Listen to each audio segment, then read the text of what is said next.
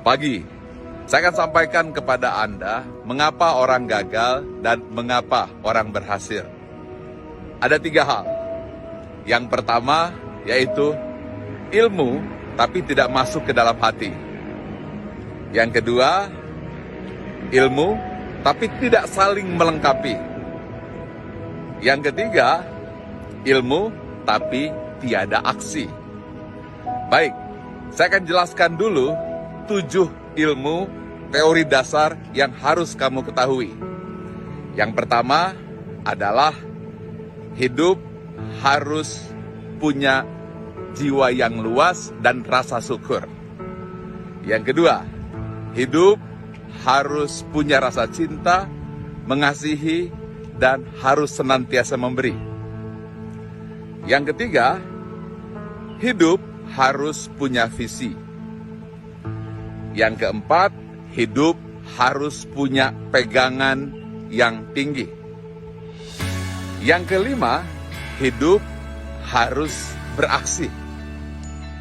Yang keenam, hidup harus memperbaiki diri, ambil yang baik saja.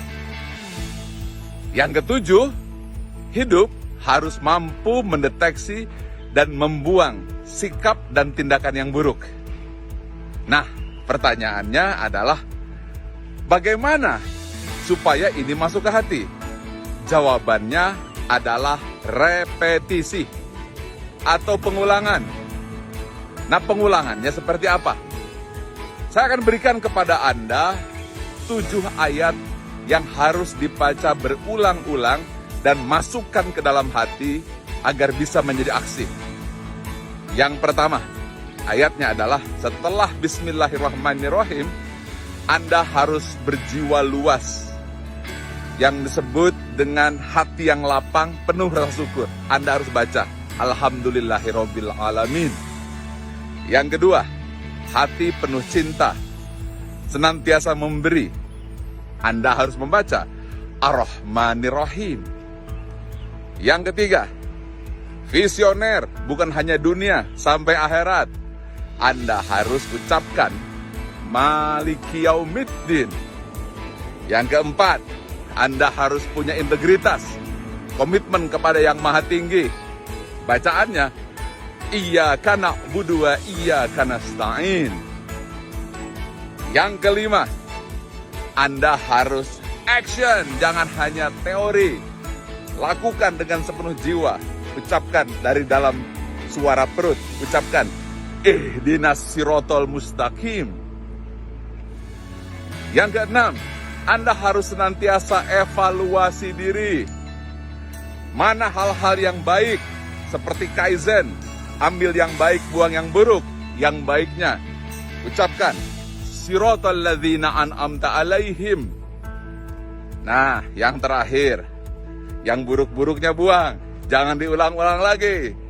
Bacaannya, Ghairil maghdubi alaihim waladhdallin. Amin. Baca berulang-ulang, khususnya dalam sholat. Tetapi, supaya menjadi aksi, jangan hanya di mulut, jangan hanya lisan, tapi dengan gerak. Itulah mengapa Anda harus berdiri, ruku, dan sujud, serta gerakan dalam sholat. Artinya, kata-kata harus dikombinasikan dengan tindakan. Maka dengan ini, Anda paham mengapa gerak, kata, dan fokus yang diulang-ulang akan melahirkan kekuatan sejati.